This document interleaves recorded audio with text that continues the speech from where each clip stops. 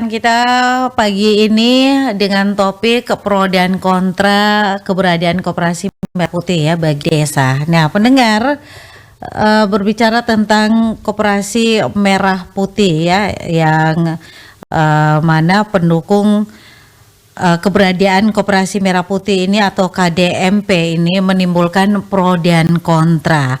Nah, pendukungnya melihat sebagai solusi untuk mendorong ekonomi desa dan juga meningkatkan kesejahteraan masyarakat ya pendengar dan menciptakan lapangan kerja. Namun juga ada sebagian masyarakat yang menilai dan juga mengkhawatirkan ya akan potensi tumpang tindih dengan BUMDes ini. Nah, kesulitan dalam pengelolaan, kemudian juga kurangnya kapasitas SDM di desa ini yang menimbulkan pro dan kontra ya di kalangan masyarakat. Nah, seperti apa pendengar pro kontra keberadaan koperasi merah putih bagi desa?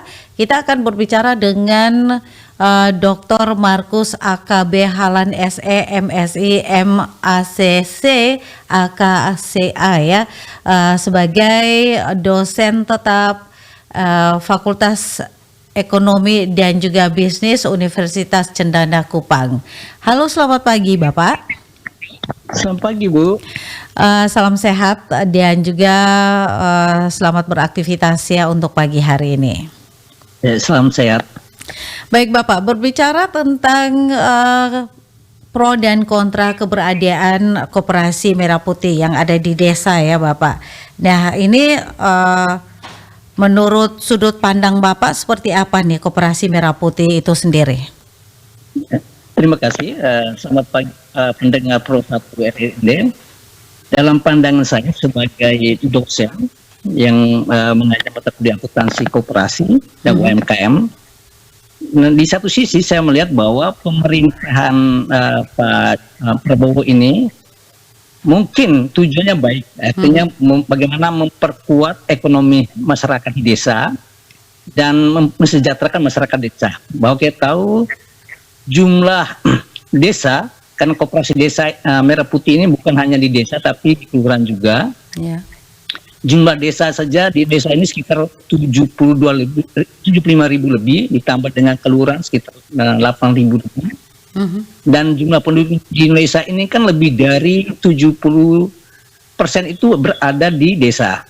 Oleh karena itu, bagaimana pemerintah Pak Prabowo Gibran ini mengharapkan stakeholder dalam arti ini pihak pemerintah di daerah bersama dengan desa menerjemahkan percepatan pembangunan, memperkuat ekonomi masyarakat yang ada di desa ini dengan mengembangkan suatu layanan dalam bentuk koperasi.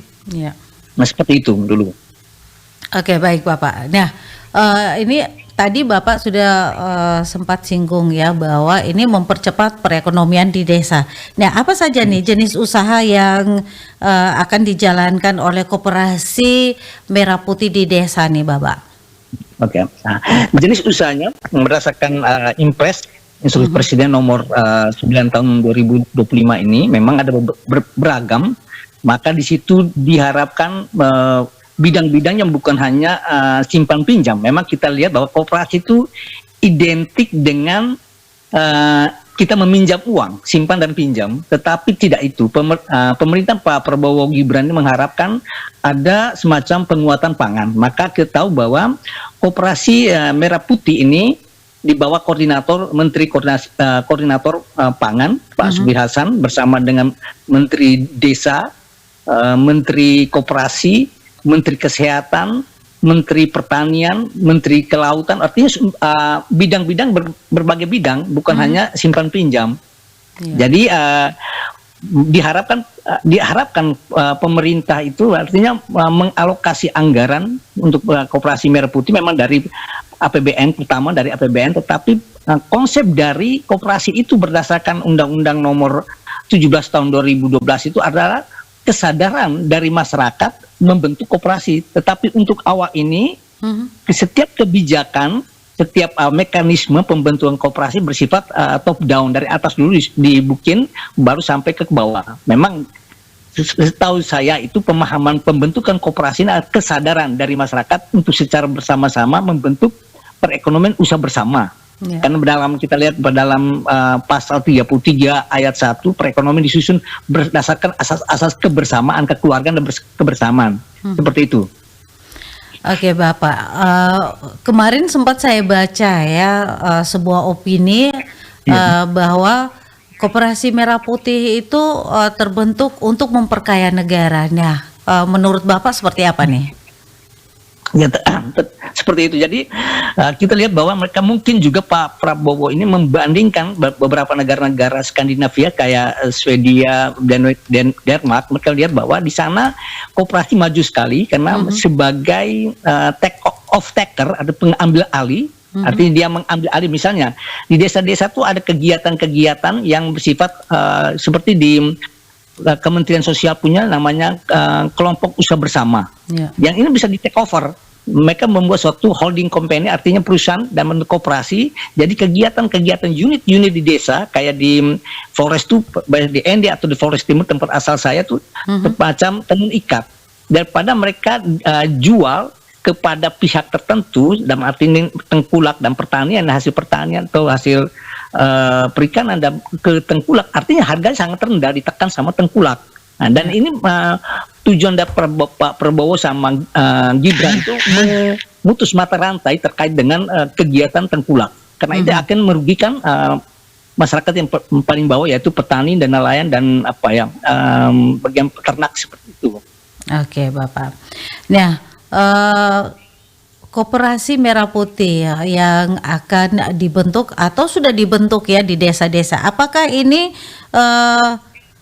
bertentangan dengan BUMDes yang sudah ada ataukah seperti apa nih Bapak?